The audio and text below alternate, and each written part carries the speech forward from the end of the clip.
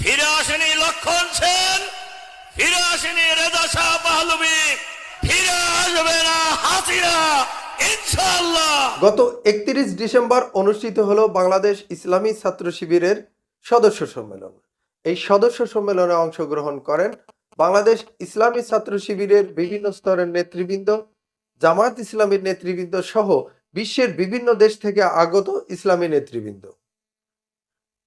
এই সদস্য সম্মেলনে বক্তব্য রাখেন ইসলামী ছাত্র শিবিরের সাবেক কেন্দ্রীয় সভাপতি মাওলানা রফিকুল ইসলাম খান।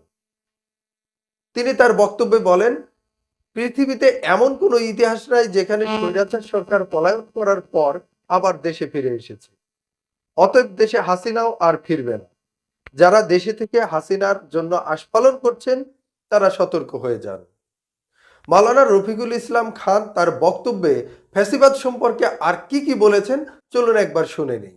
পালিয়ে যাওয়া নেত্রী উনি ভারতে গিয়ে বলছেন ঠুস করে ঢুকে পড়বেন।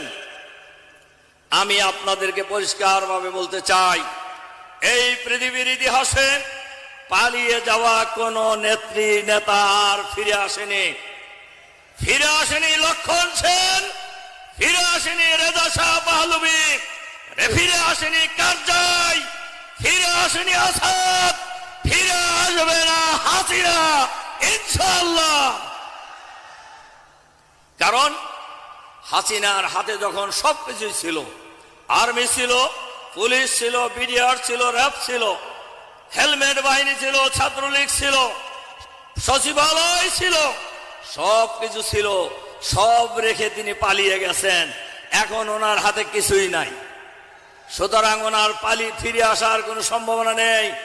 এই ফিরে আসার আওয়াজ শুনে বাংলাদেশে যারা উকিঝুঁকি মারার চেষ্টা করছেন, আমরা তাদেরকে বলবো উকিঝুঁকি মারার চেষ্টা করেন না।